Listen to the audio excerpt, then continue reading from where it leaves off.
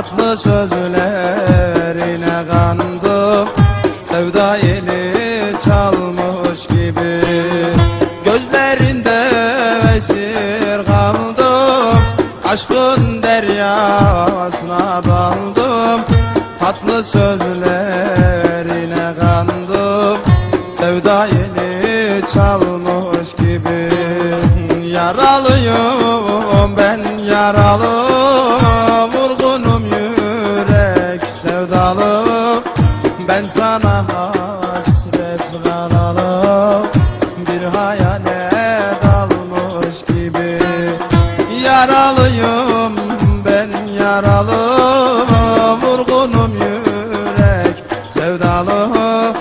Ben sana hasret kalalı, bir hayale dalmış gibi.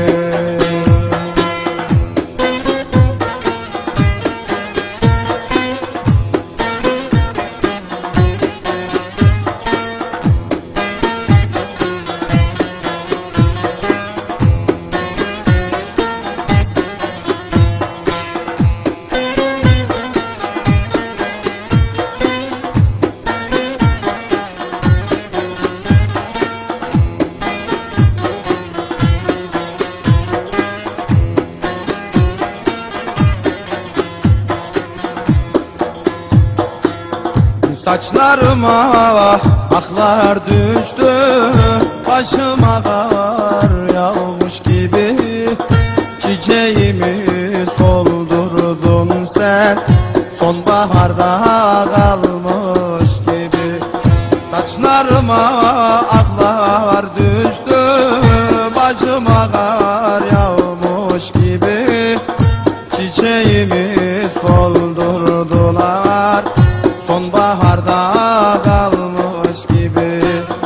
Yaralıyım ben, yaralı, vurgunum yürek sevdalı. Ben sana hasret kalalı, bir hayale dalmış gibi. Yaralıyım ben, yaralı, vurgunum yürek sevdalı. Ben sana hasret kalalı, bir hayale dalmış gibi. Yaralıyım, esmerim ben yaralı, vurgunum yüreğim sana sevdalı. Bu gönlüm sana hasret kalalı, bir hayallere dalmış gibiyim. Saçlarıma aklar düştü bak, başıma kar yağmış gibi.